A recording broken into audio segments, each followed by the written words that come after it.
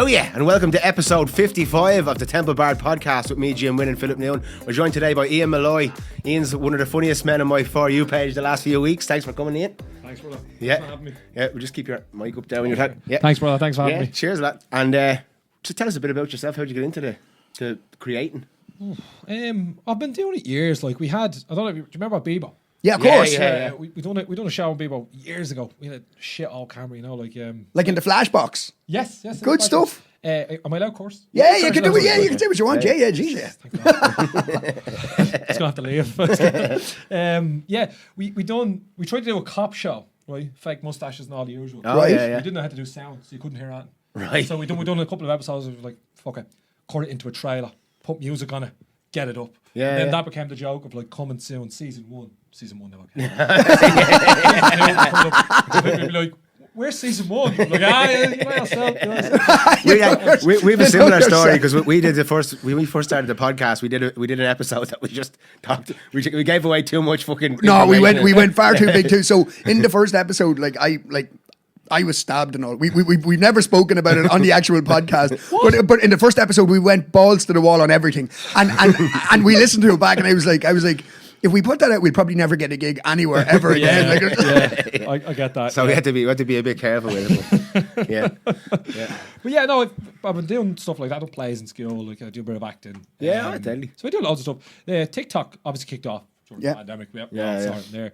So it just clicked. I was like, just start doing sketches, just for the crack. Yeah. Or down me face, like everyone was during COVID. So started doing them. One of them took off, the Dicey's one. I watched that today. Yeah, that's brilliant. That took off. That was done out of hate because they wouldn't let me in. We've all been there. It got me in at one stage though. Did The man they? Yeah. says, you making a laugh On the VIP list. He went, "Come on." That was like, that you're joking. But yeah, I've been doing it ever since. I get my brother into it. I get my nephew into it. See my nephew in some of them. Well, if there's one thing that I've noticed about you, and it was funny you mentioned the fake mustaches there on Bebo, you really commit to the bit because you have wigs, you have everything. Like a lot of people do sketches and they don't commit to it as much as you do, if that makes sense. Like you go balls to the wall with it, like it's brilliant. Oh no, I make sure I commit to it. Like, you know what I mean? I like wearing wigs as well. You know? I've two now. I think we've come up with another character, and it was like, I'm gonna have to go wig shopping. I was excited about it. I was like, well, get a bob. Yeah. You know, The wardrobe department has to expand. Because you're one, like we're writing at the moment is like a fucking real bitch. You know what I mean? Right, yeah. It's like, Bob. Like one of these. We go for a Bob. Yeah. You know. And clear, do you base the characters on people loosely in around your life? Like you could never tell the people, but you pick parts from people. You know what I mean? That are close to you or whatever. I think my man knows.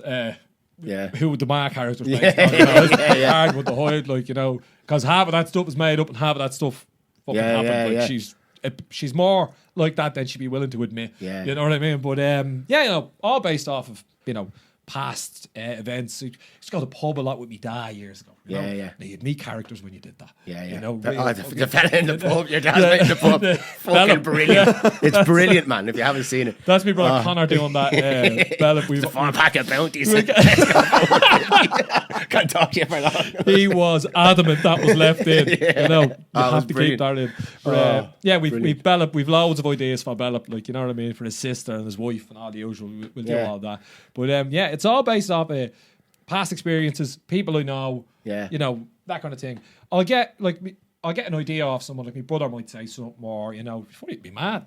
The odd time says something, and I go, oh, Jesus Christ. My nephew says stuff as well, and I'll be like, okay, right, he might be a hand into like the youth and stuff like that. He knows the next generation. Of course. Skibbity toilet and all that shite. Yeah. So, you know what I mean? So keep an eye on what he says as well. But yeah, and then obviously some of it's just nonsense. Just something you do in the day. Throw it together, you know. Like, because what I noticed about it is they're all kind of archetypal, kind of, you know, everyone in Dublin can relate to it. And then there's a big explosion around like Irish humour and all. Even when you see people like Garen Noon and Darren Conway and all these people, like they're kind of showcasing the Irish humour. I think you're another one along those lines. Did you kind of because it's like a niche that you found that's really done really well, and it's kind of endless Irishisms to use. You know what I mean? Keep on going. Yeah, I didn't plan it to go like to say, all right, I like what the lads are doing. Maybe I can do that. It was just, you know, because you do it a different way. Yeah, I do want to make it relatable. That's very powerful. I think yours is. I think yours can be a lot more relatable. I'll tell you why, because you've one sketch. And it's happened me, and it's happened you, right? Where you're playing the PlayStation, and you're like, "Me ma said you can stay over tonight or whatever." Oh, that one, and the mother's in the background going, "Hey, he's not fucking staying over." You know what? I'm moving out of this house or whatever, right? And that has happened to me as a child. And then you hear the mother going stone mad about you. He's not fucking staying here tonight. And then he comes back and he goes, "Yeah, me ma said you can stay." And you're terrified. I honestly got triggered when I heard that one, because I remember I don't like you hanging around with that James Wynn fella. He's a bad influence on me. And then the dad going, "James Wynn's in the kitchen there." She's like, So we've all been there, yeah. Oh yeah, I thought that was brilliant. No, that one's happened to me like a fair few times, because there's 7 in my family. Oh, So really? You can imagine. Not only has that happened to me, I've heard it happen to other brothers. Of Yeah, course. You know, like, then there's like, no, he's not. He can't stay up in Ian. Barry, Connor, bollocks. I'm actually going to use that one now. Yeah, that's a good one as well, yeah. Yeah, no, but I get that now, because I have a few nieces and nephews, and there's a dog running around the gaff, there's a baby running around or whatever, and I'm going, Charlie, fuck, Bobby, bollocks. So I get it now. You're trying to keep it. With my uncles, I'm happy enough if they get in the right group, you know. Call me Barry, I got close enough. Yeah. As long as you got one of the male names. Yeah. It's the right man, well done. Yeah. But yeah. And come here, when you were talking about the acting, because you have an Emmett Scanlon look about you. I'm sure you've probably got that maybe before, but You do have a leading man look about yeah, you. do you know what I mean? Leading man look, So like, More if, of a, maybe a man from Transformers Starscream, the little sly bastard. That's who I've been, you know what I mean? Like the first chance he gets to like do something bad on Megatron. You just go, he's saying it for years. No, I'll follow you the second he turns his back straight. That's me, you know. If anybody's cast Starscream, that's a... If you're born in the 80s like me, that's a great reference. It's a callback, isn't it? Sorry, go on. No, you're good. Would you have interest in like a, because I could see a love-hate character. I can see a love-hate character in you, or like a, definitely I could see you play, especially like a kin character. You have like a kin look, or so, you know. Yeah, I was in the pool for Kin 3, you know. Right. And it obviously it went tits. Well, I was told I was. Phenomenal ending to season 2, by the way. Spoiler alert for anybody who hasn't seen the end of season 2 of Kin. Have you seen it, Jim? No, I haven't seen any season 1 or 2. Season 2, the final good. episode of season 2 is just fucking brilliant. And your man Charlie Cox, with his English Dublin accent, spot on. Oh, very rare. Everything Very he rare did, to get that, yeah. even when he was in Boardwalk Empire, he played Owen in Boardwalk Empire, and he was fucking brilliant in that as well. Yeah, I only saw bits of that now. I like Steve Buscemi in that, but I was halfway through The Sopranos at that time. I was like, I get this off. I've never seen The Sopranos. Oh, yeah, Have you seen it? I watched it, yeah, it's very good. Jesus. It was one of the first kind of shows where they had like the bad guy, good guy. It wasn't so black and white, you know. We've noticed that like entertainment since the kind of 90s to the 2000s, it was always like a good guy and a bad guy, black and white, like. But now it's got much more grey, and it's much more anti-heroes and all this kind of thing. Has it been diluted in a way that, like, if you think back to the original HBOs, right? You had The Wire. The Wire. You had The Wire. You know what I mean? You had The Wire, you had The Sopranos, and it was very real and very gritty. And I think since then, because maybe it's the rise in fucking cell phones or the rise in like social media and everything on your phone, and you know, now Netflix writers are being kind of told to write with people being on their phone in mind, like, so like not it's all a bit more brain dead or something. It's not it's a bit more. Yeah, exactly. It's a bit. Yeah. I do. I see that in a lot of shows. Like, you think to yourself, who's after writing this? Who's after getting paid to put this together? Like, you know, he's characters that just don't seem real. Yeah, you know, they're made so you can kind of, you don't have to be paying attention the whole time. That's it. You know, I fall victim to that myself. The odd time I'm kind of, you know, on the thing. Watching Alien Earth, I was watching that. No, was it good? Yeah, oh, it's brilliant. Yeah, there's the last episode was up today. I won't say that, obviously, but 8 episodes of fucking brilliant. Yeah, I think, is that on Netflix? It's on Disney Plus. Right. Plus. Let's have a look. Give it a bash there. Yeah. Good stuff. Very good. But yeah, you are right. It is a bit kind of. Well, the writing has changed. Like, are you writing anything for, like, would you write a play, or would you write, like, are you doing that kind of long form writing as well? Yeah, or? I do a lot of writing. I have an idea for something. I don't know what you think of this, but I think this is hilarious. So you remember the Spanish novellas? So like, like the kind of soap operas. Yeah. Really, really hammy stuff. Yeah, Like, I'm talking, you know, the bloke gets killed, and then it's the same actor, but it's his twin brother, and he's a mustache. Yeah. I want to do a Fair City style one of them. Right, yeah. Where it's just like ham and drama everywhere. You know what I mean? Get 3 episodes going a week, you know, something like that. Always have a cliffhanger, have people dying and coming back with mustaches and goatees. Yeah, evil twins and different hairstyles. All That'd that. be... Make it terrible. Somebody, boy, someone's going to rob this. Like that. Don't rob this now. No, You heard Robert, it here. It's his. It's timestamped here Yeah, first. It's Your his. ideas I've here. emailed it to myself. Intellectual property. But then if anyone's listening who can make it happen, just give us a shout. Yeah, because that'd be good. I mean, the closest thing I've seen to that so far is Mrs. Brown's Boys, but that fell well short. I thought that was, and I used to love Brendan O'Carroll back in the day, but I thought Mrs. Brown's Boys was kind of, it was kind of. I don't know, what would you call it? It was just Irish light or something. It was like, it was made for, it didn't make me, like, when I look at your sketches, I'm like, that's the most Irish thing I've ever seen. You know what I mean? To you, Whereas his was kind of just, you know, I think he'd been living out of Ireland for a while or something, and it was more for an English audience or something like that. Maybe it was. I'd agree with that. So I think that's a great idea, like to have it like in a kind of a over the top cheesy type. Oh yes. Soap opera. Explosions. You know, just like, and I'd love. There's one kind of gag I want to do in a video. I don't know how I'm going to do it, but I'd love to have an explosion, and then like I jump away, and for a split second you can close up, you can see it's not me. It's like a stunt guy with a wig on. That's That to me, that's gas. So if I did that show, that kind of stuff would be happening. I thought you were on top of it. I've seen one of the special effects from your video today where your mate who can't take a slagging with the fella jumping out. I was like, this is tough. This is Hollywood style shit.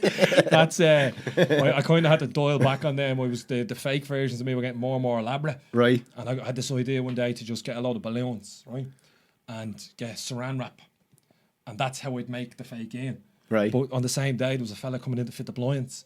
Right. And he came in and like I brought him upstairs and he went up the blinds and the thing is sitting on the thing. It looks like a sex doll. I went, I can explain. And he went, no judgment here. I said, no, it's nothing like that. I swear. He says, look, I don't care, mate. And I was like, look, I do videos, right? I do videos. I couldn't get the words out. Then the blinds went up quick. Them blind men have seen it all. he's back in the van, boys. He's in the blind man group going, Jesus lads, we've got a new one today. Fuck me. That actually happened in Terminator 2 when Arnold Schwarzenegger, his stunt double, jumps off the thing on the motorbike. When he's John Connor, do you remember? John Connor's getting chased by the T-1000 in the big truck, and Arnold Schwarzenegger is following them along on his big... Like the storm drain thing. Yeah, the storm drain thing. Yeah. And he does the jump. And in midair, you can see the jump, and just as he lands, you can clearly see that's not Arnold Schwarzenegger. I remember that. I actually remember that in my head when you said it. Yeah. That stuff cracks me up. That does, you know what I mean? I don't know what it is about. Did you ever see the show A Touch of Cloth? Yeah. What's your man? Is he Scottish or Northern Irish?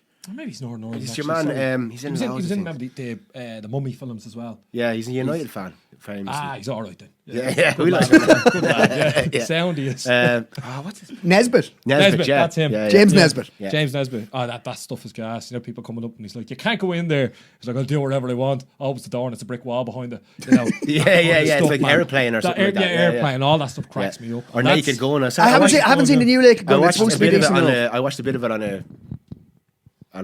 from a source that maybe it wasn't working great. Allegedly. I won't say anything else, but it didn't work probably, so I turned it off. But it was good, the bit I seen. It looks like they held up with the old stuff. Yeah, they kind of kept it. There was one bit in it where they were going through they were paying homage to all the old characters, and it gets to a certain character, and they just went, nope. Jesus. I was like, yeah, that's good.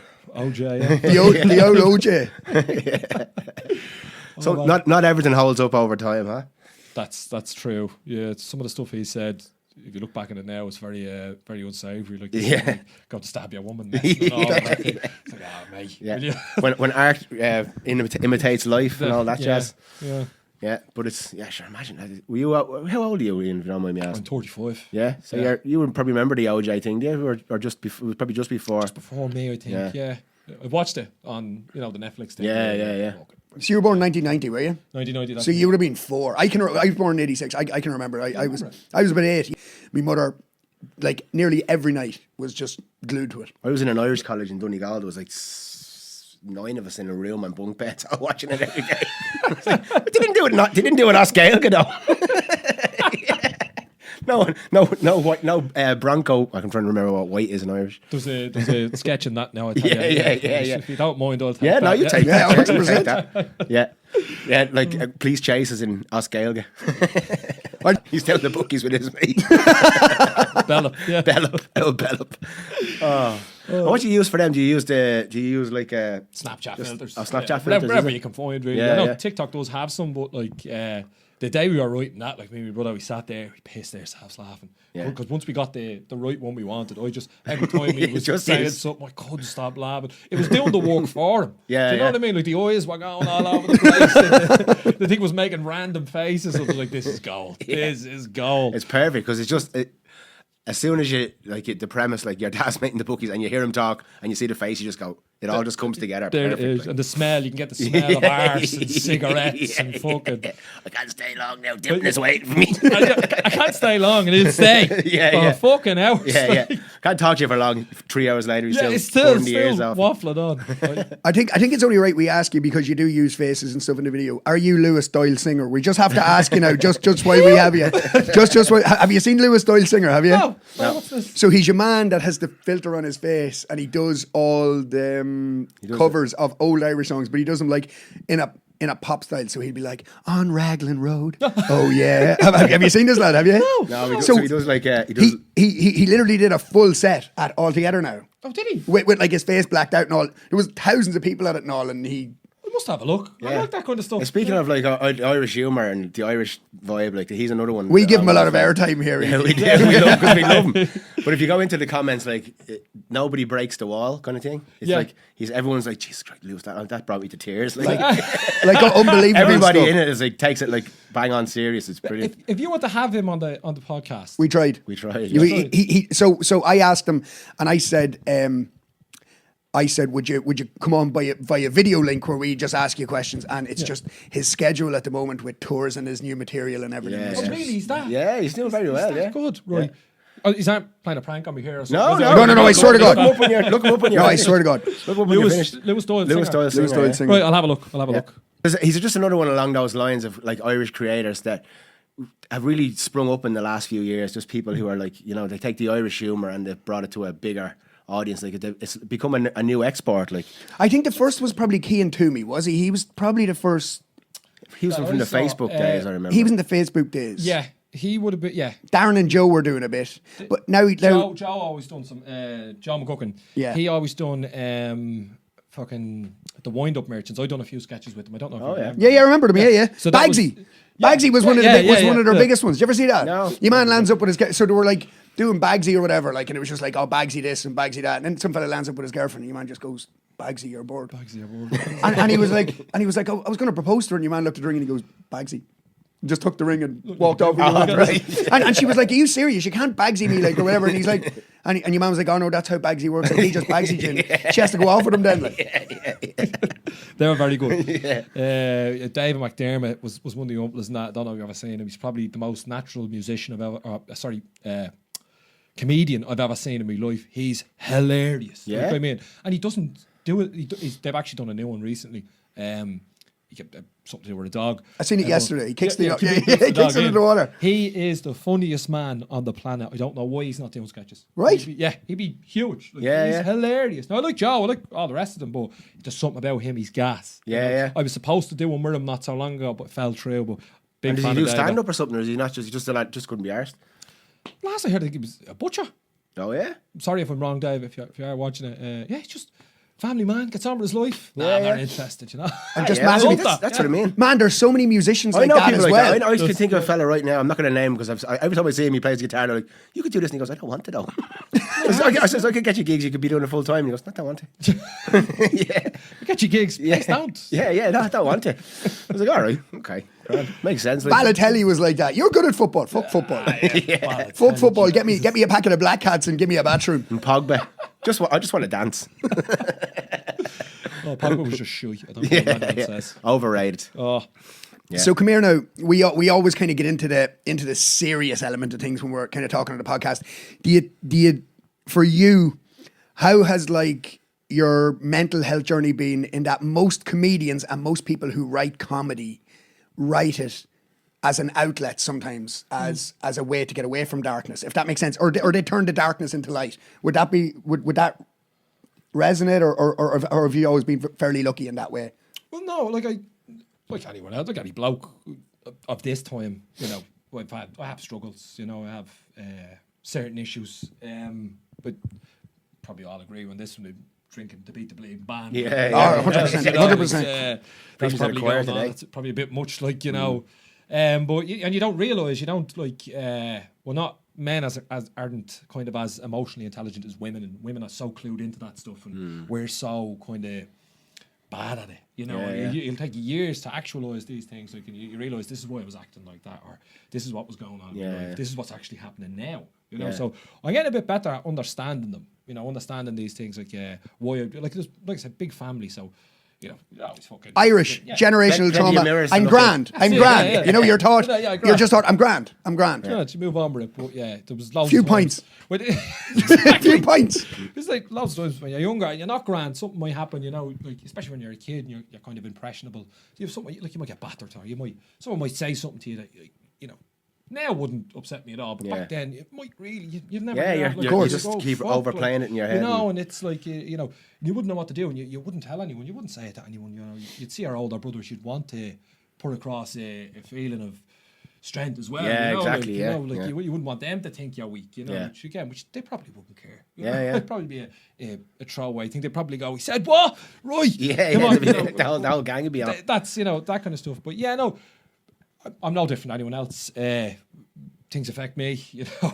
I probably am doing what you're talking about. I probably am turning it into comedy, trying to turn it into something rather than let it turn into fucking an ulcer or cancer. Of course. Of course. That's what I mean. It's a creative. Of course, make it turn into a creative. Tommy Tiernan talks about it a lot. He said a lot of comedians. He said they use that kind of fuel that kind of comes from the trauma or from the memories or from the suppression, and they turn it into something. And you know, it's when you see something, it's especially your description of things and the way that you reenact things that we can all relate to.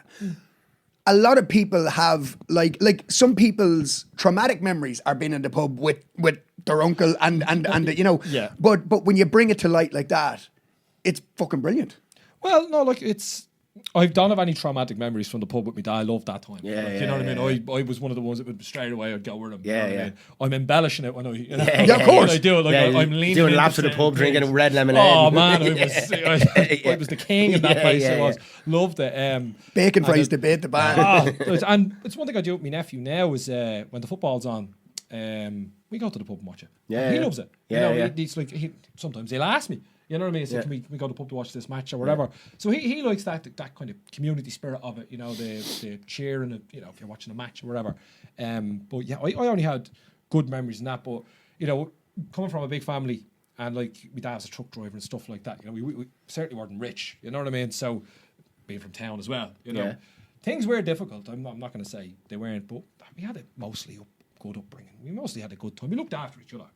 Which was, I remember talking to a shopkeeper that was down the way, and I just started working in an office, so a steady wage coming in. You know, it's just after the recession. I remember saying to him, I went, "I'm coming home after work. I'm going to sleep. I'm not doing that. I'm drinking on the weekend. That's all I'm doing." I said, "I swear, I preferred it when I was poor." And he said, I swear to God. And he said, that's what it was like for us years ago. That's why so many people back then, I think, dodged a bit of depression and dodged a lot of maybe the anxieties we might have today, because we'll get a job, we'll get a loan, we'll get a car, you'll get a board, you know, you'll get a wife, you'll get a ring, you'll want to get a gaff, you'll have a baby, and the anxiety that comes along with those things. You're trying to do the things that you think society wants you to do, rather than the things you want to do yourself. Yeah, you look at yourself and say, is this where I should be? Is this, you know, how I'm 35, let's say, use me for example. How long do I have left to make that happen? But do I even want that? That's the thing. You know, I do see it like that. It's good now that we talk about it a lot. It is, because, you know, it's changing, isn't it? Like, it's changing. It's good we're more aware of it. You know, I think, you know, within the person, it's not just like, you know, that fella committed suicide. So, Jesus, he must have been very upset, and I wish he'd have spoken to me. But it's not just that. It's more, well, maybe I might need to have a look at myself. You know, which is it's good. It's good for us. Well, we talk about what I talk about a lot in this, like the dualities are collapsing. So Drink. I basically say that Drink. all the madness that we see is kind of because the lines we've drawn between everything like are slowly, like basically I think consciousness is the thing, and we're all just different filters that it shines through. So like stuff like where women would have been stay at home, now they are in the workplace and high up, and men used to be emotionally closed off, but now they're starting to open up emotionally, and there's different genders and things, and there's like all these things are coming together. So I feel like we're evolving. It looks chaotic like on the surface, but we're kind of evolving into the next step of consciousness where we can, where men and women like are becoming closer as like the gender stereotypes say. Yeah. There's less kind of difference. Like a man has to be this strong provider, woman has to be at home minding the kids. And because I know, I mind my kids, and I have a baby now, and my missus works full time, and then I do the gigs at the weekend. It's like, and I've noticed, and I have older kids, and I've noticed now there's a lot more daddies in the playground than there used to be, and it's, you know, it's all so it's all these things are slowly changing, and we can focus as on the bad things or the things that people are all fearing about, but there's a lot of good to come in it as well, I think. Same with social media as well, like I heard two girls on the Lewis the other day, and they were talking very openly and very fucking loudly. So I was interested in the conversation, so I had my headphones in, but I just pressed pause on the yoke because the two of them were rambling away about some young fella, and he was getting a grilling, and one of them says, and you know what? He's not emotionally intelligent at all. And the other one goes, yeah, well, no man is. And I was thinking, I was like, I think we're getting better, but I'm supposed to be listening to music. I wanted to go, do you know what? It's a lot better than it was. Fuck the two of you. You probably should have. Yeah. Back in the day, you would have got a slap for saying that. Back in the day, a man would be like, emotionally, what the fuck are you talking about?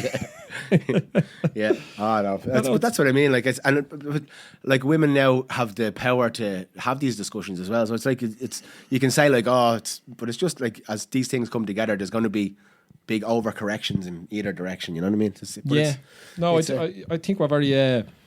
Like you said, the lines we draw, like, you know, that they're arbitrary. They're always moving. It's like people saying that the Irish culture is dying. But the Irish culture was Normans a few like before, and then it was like, you know, and then it was the Celtic tiger killed the Irish culture. As soon as people started thinking they were better than scum, then we were ruined. We were no crack anymore. Don't give us money. It's the worst thing you could do. Like, you know what I mean? Helicopters and hot tubs. The fucking managers of McDonald's were driving Ferraris and stuff like that. You know what I mean? 2 houses. How many houses do you house and all that? I'm on the Cork Peninsula this weekend. Let's say one of our most popular episodes was the Celtic Tiger. We did a whole episode on the Celtic Tiger. Do you have any mad Celtic Tiger stories or anything that happened around then? Or I mean, I remember getting a job or trying to get a job.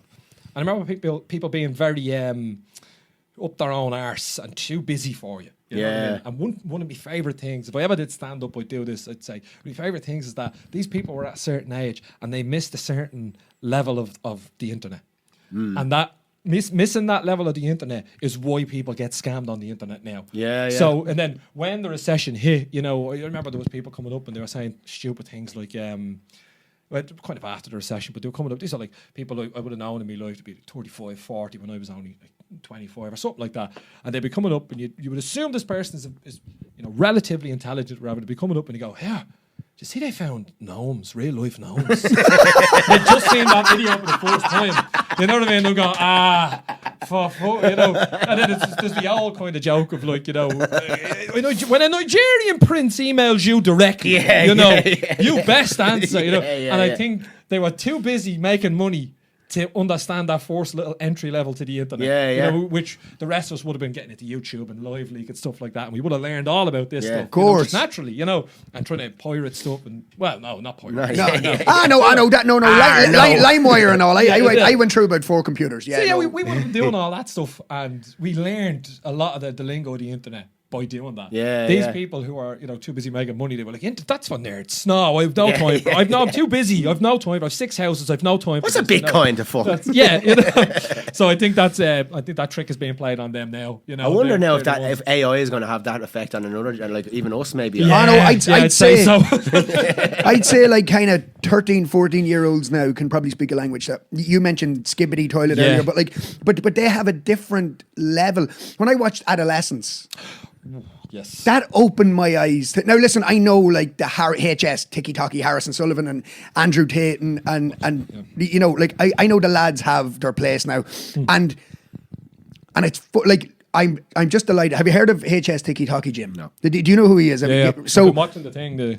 So Louis Theroux's about to do a documentary on him. And I think it's just going to open everybody's eyes to the fucking level of toxic masculinity in like teenagers now at the minute. Right. Like adolescents did in a way. Yeah. And it was brilliant.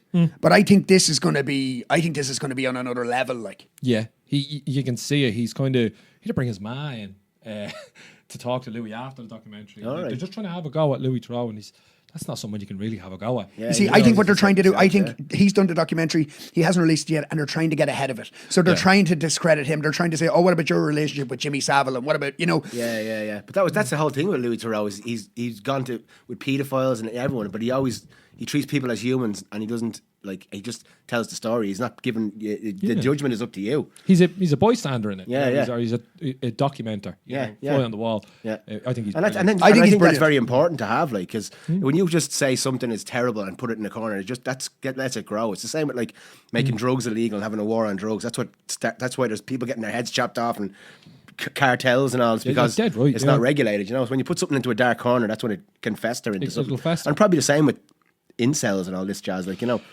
That horrified me, that stuff. Reading about that, like we're still trying to find an incel to get him on the podcast, but it's very hard. If there's any incels out there watching, reach out, please. We'll give you a balaclava and all. Just no, they've like manifestos on the internet now. It's teaching others how to do it. Why this isn't happening for you? It's the girl's fault, or that's fucked up, man. That's like, you know, there's a certain point, I think, when you're probably about 13, 14, 15, something like that, and you kind of find your rhythm. And I'd hate to take that away from a young fella, you know. Because when I found my rhythm, I think how to dismantle an atomic bomb was after coming out, and I was like, that's it, that's what I want. the jeans immediately went tight, and the hair went long, and hello. Anywhere I went, you know. You have to find you. Found identity in that, though. You know, I learned to play the guitar. That gave me confidence. You know, if I learned that, I could learn something else. So there's that finding yourself, and them incels, whatever's happened to them, that's been taken. There's a lot of you know, it comes to gaming, and you're just stuck on the game and fucking internet boys on the internet. And then I suppose there's people who are saying, like, well, instead of trying hard and putting yourself out there, you can just sit here and complain about women or whatever. But I see it as well as like I say, as the lines get drawn apart, there's going to be certain pockets of, like, say, the masculine energy and the female energy that will turn extreme because they're holding on to an old power. Like, and the same with, like, there's women who are like, men are all cunts because they're extreme feminism and all this. There's always a yin to the yang. Like, oh, definitely. Yeah. You know, I just think that these people are wankers, because there's wankers everywhere. And when you come up with a concept like being an incel, you know, you might have a normal person who hear it and won't be arsed for it, but then you'll find a wanker who's just a wanker. Just born a wanker, just, you know, one of these, and then all of a sudden we'll take it and fucking run with it. It's the same with feminism, or it's the same with well, any kind of right wing, left wing. Yeah, it all goes. Somebody always takes it to the extreme. Someone always does it, you know, and I think it's what we need to do probably as a society is get better at noticing these people. Is noticing these, because they're in and around you that fake. Yeah, they will fool you. But there are people as well that are like, you know, you see them online and they'll be one way, and then but in person they're just like normal people. It's just when they get online, they get down a rabbit hole and they're swinging fucking. How do you handle the trolls? Because you've had a lot of viral videos, and like every time one of our videos, so. Whenever you get past a certain point in the video, when it's opened up to the the world, like we've had a few videos do a few 100,000 or whatever, and once it gets out into the real world, that's when the people who just want to be cunts for the sake of it, that's when they just come out and they'll just write horrible stuff. Oh, specific, very specific too, personal stuff like that. Yeah, I don't care. Do you leave the comments up, or do you delete them? It depends. Like, if they were. I don't want to give anyone ideas, but sometimes if we get, it all depends on the comment, if I'll delete it or not. It all depends on what it's targeted at. Like, Jim wants me to leave them all up. Yeah. He's like, listen, they wrote it, leave it up. And I'm like, but they're after fucking annoying me, like, you know, and he'll be like, no, leave it up. Just leave it where it is. And like, it's very tough. Because I think I just see it as people, like, I see people who are spreading negativity. They're just upset. I treat them not like they are children, but I treat them as children. They don't know any better. They're just they're lashing out at something and sometimes it's anonymous, and sometimes you don't know what's happened their day. So when I see them and I see them a day, I leave a little love heart and I just move on. I do that sometimes. Yeah. But I do think a good way of doing it is, especially if like you have a group of creators around you who are going to be looking at your stuff a lot, is just get everybody on to start slagging the person. Yeah. And make that a thing. Yeah. You know what I mean? Like Yeah. I'm not even, it doesn't even have to be mean. You don't even have to look at that page. Just start slagging them. Just start saying stuff on the comments. Or just have a bit of crack with it. Yeah, bring light to it. Like, you know, just like you said, you don't know what the person's going through. It could be anything, you know. You're making the videos, you're doing a podcast, you know, I'm doing this, it's harmless enough and people might get entertainment out of it. So you aren't doing that wrong. Yeah. So don't feel we always say, you know, it's out there in the ether. If you want to go watch, if you want to go listen to it. But then you'll just get a horrible comment and you'll click on it and it's fucking Patrick from SpongeBob. Do you know what I mean? Like bots, isn't it? Bots. You know, you click on it and it's like, all right, sound, okay, Patrick from SpongeBob. That's a great way of summing it up, that is. Do you know what I mean? Like, just... He lives in a pineapple under the sea, honest to God. spreading hate. And the thing is, if you get behind the count, it's fucking the CEO of Nestle. Do you know what I mean? In his gaff. I saw something on South Park. It was what was the Gerald Coyle's dad doing it? He was like a professional troll. Oh yeah, The last one you're supposed to see. That did explain it well, though. That did explain. Yeah, like he's a suburban father. Oh, 100%. You know, obviously a pret. The wife, you know what the wife is like about Sheila. You know, the blatant nightmare. You know, he's suppressed by all of this, suppressed by his whole life. He's not happy, so that's his outlet. He just fucking unleashed. That's it. I actually saw a video the other day. It was a fella. He was a real posh fella, black fella in London, and he was talking about how this person with a fake account kept giving him spam or giving him hate comments or whatever, and he found who it was, and he put up the name of her, and found out that she worked like close to him. She'd been in the same pub as him. She put out like she knew him. She didn't know him, but she knew him just. And for some reason she was giving him hate, but he put her name up, and she had to delete all her accounts. I think she said she got hacked and all. I didn't follow any more than that because I don't know. That's a bit of a grey area for me as well. Yeah. You know, I'd be like, I don't know if you should be putting her name up there. Like, I mean, but what you get onto her? You don't know who that is. Yeah, but there was a case in I don't know if we can. Yeah, we can probably talk about this, but it was a case down in Clare of a Garda that was getting harassed. Right. And she was getting harassed by this thing who found pictures of her or found nudes of her. So it was something wild like that. And she was getting harassed but it turned out it was her on duty co-worker that was fucking doing it. Oh Jesus. Yeah. So like she was putting in all these complaints and they were filing all these things, and it turned out it was the fella sitting in the fucking squad car with her like night after night or whatever. Probably had access to her phone when she wasn't there or something. Maybe, yeah. But there's a one on Netflix now where there was this girl who was getting bullied online, and it turned out it was her ma the whole time. Jesus. It's probably my ma leaving comments on mine now that I think of it. Miserable bitch. No, she's good. She got that. I hope. Jesus. Get your shoes off the stairs for fuck's sake. Oh God! You put up a video and she just writes, "That doesn't sound like me at all." Yeah. Oh no! She has our boss. Our boss loves the videos. Oh yeah. I just won't stop saying it to her. She's like, "You're exactly like that," and then they're like, "Well, I'm not like that." She's like, "Oh, you don't even realise that's what you sound like." And all. I'll be mad. Unfollow me, boss. Don't let her look at your videos anymore. Stop that. She won't be the blatant. She won't be biggest fans. Yeah. You must get a lot of feedback like that from people, you know, or even just people that you haven't seen in a while come up and say, "Just I saw your videos." But in town where I'm from, where I grew up and all, them people, Jesus, they're brilliant. Yeah. They're bleeding brilliant. For support. Yeah, they're bleeding brilliant. People will say it, you know, down through the years, people don't want to see you do well. Nothing there. Yeah, yeah. Every single, you get shouted at across the street. I saw your video, Ian. They are here. You know, all of that. And I love that. Like, that's what you want. People talk to me in pubs and stuff like that. And then on the opposite side of it, there is people I don't know coming up and saying it to me now, like a lot. Like, Good stuff. It's happened 2 and 3 times in a day and all. Like, like, this is... My ma's paying this to do this. So getting Valentine's card off your man. Shit, why you realise that is where they got them. Bollocks. But it's... Yeah, that's the thing. We've talked about how, like, when you get to a certain level in Ireland, people start saying you have the notions. Yeah. Yeah, but like, you know, when people know you and you're from an area where you know the community, they know you, they like to see you do well. They'll always support you, like, you know. I pride myself on, like, if I make it big and you know, I'm rich and all, I'll forget everybody and like be a complete wanker.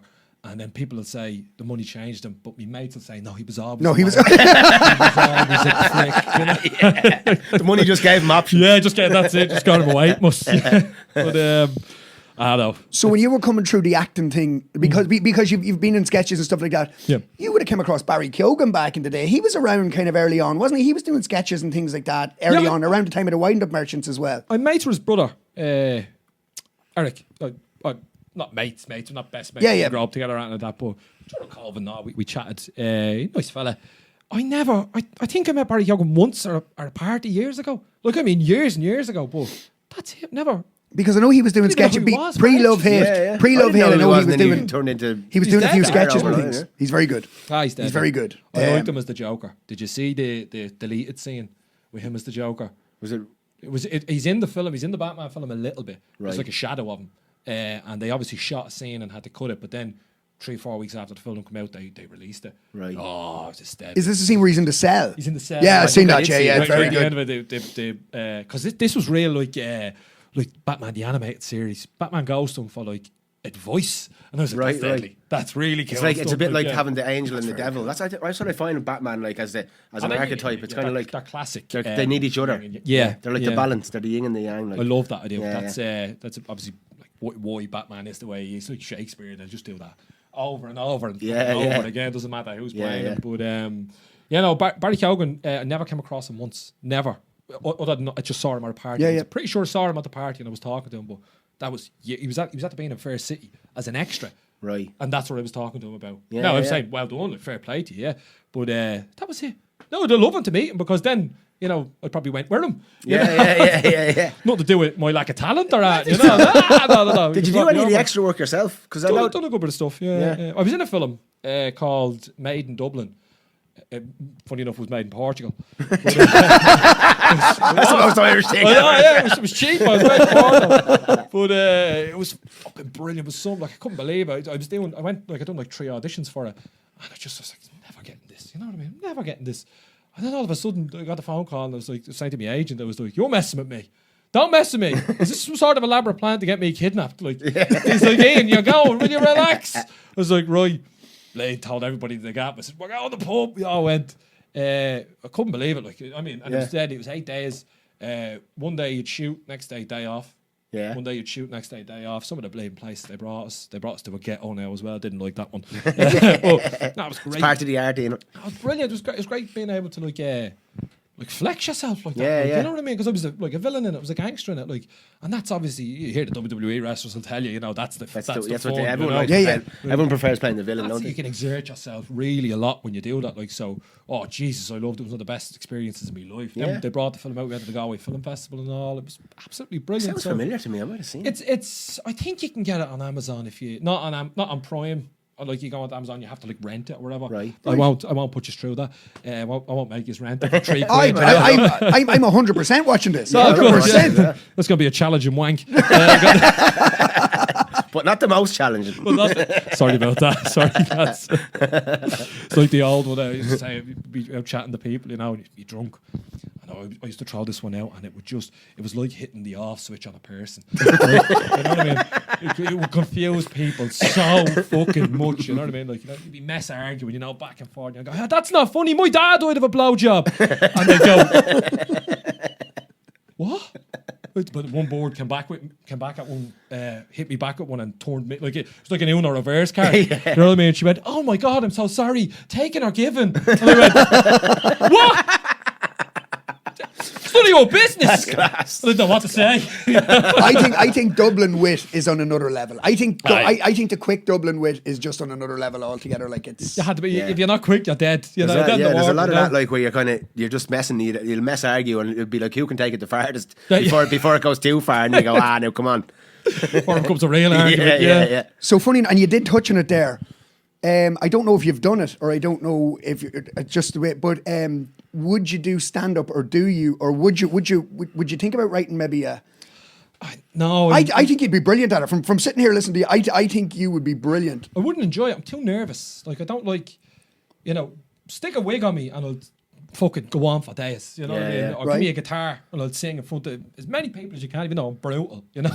Wouldn't bother me. Yeah. But when I have to talk as myself, I find that very difficult. Right. Well, yeah. I mean, very, very difficult. Now, Right. I'm doing this because, like, when you asked me to do it, I was like, and then I went, no, I'm going to do it like a yes man kind of situation. You know? Yeah. I need to broaden things a bit. I Yeah. need to Good get stuff. out of my comfort zone. So these are making me very comfortable, don't get me wrong. Yeah. Like, I'm not giving you any sticker at it, but I just don't think I To our face. Yeah. No, that's good. Like I often tell myself the same thing. Like, you know, because I love saying no to things. Yeah. It's a tough. I saw one of your videos today, and you go, "I've got plans," and you're just like jumping into the jumping bed in a the million bed, different yeah. ways. I was like, "Yeah, that's me true, too." wouldn't you think? Yeah.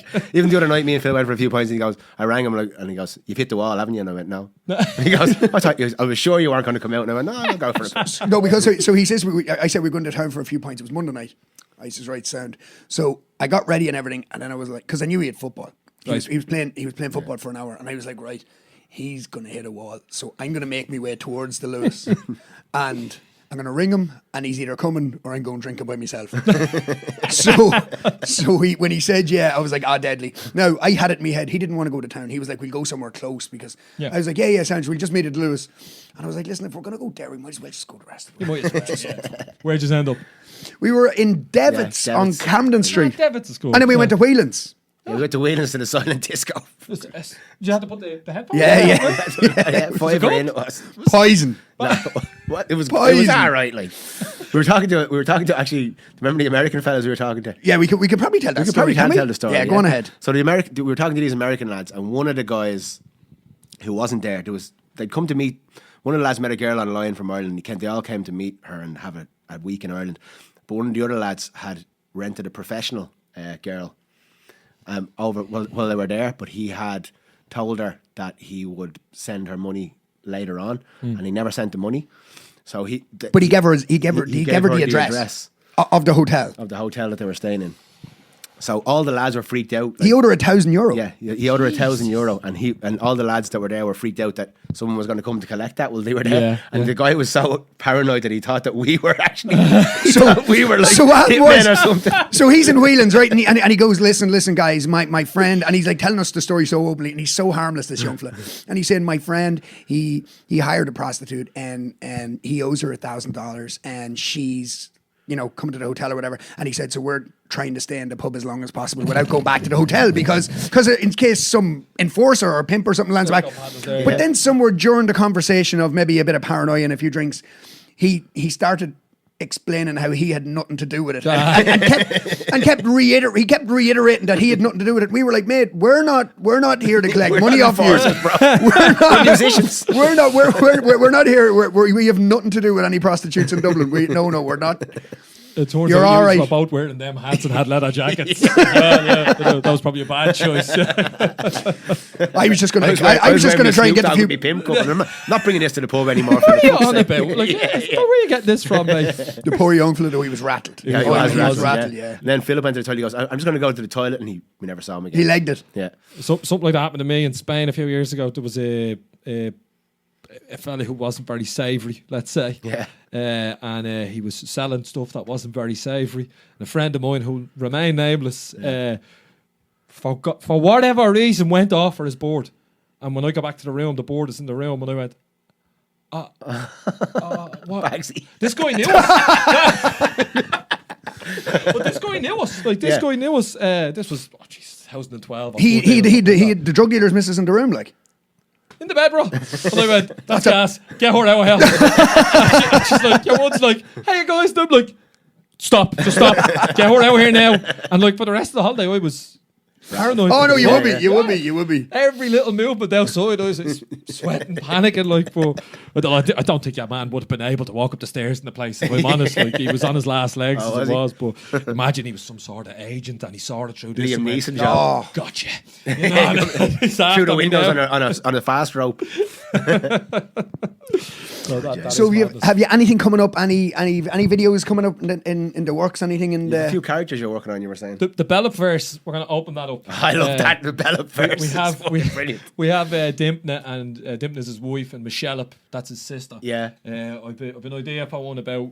I don't want to say too much, take away the impact of it. Yeah. But he's going to have a bit of a rival Okay. Which I think is always good. Yeah, It's always yeah. good. Don't tell us too much now. Yeah, I won't do Yeah, it. yeah. Yeah, a few characters. But then there's other stuff as well. Like we've the idea for like that woman that just like berates her husband and stuff like that.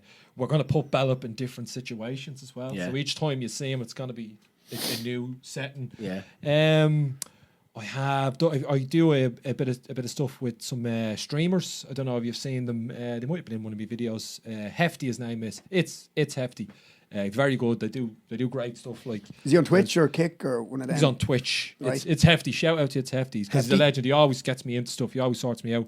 I'm gonna do one with him where it's like I don't want to give it away, but it involves the way people stream and stuff like that. Yeah, that kind of stuff. I'm writing the show I was telling you about, the kind of Spanish novella version of A Fair City. Yeah. I'm in the process of trying to put characters together and how that'd look if anybody did actually have a look at it.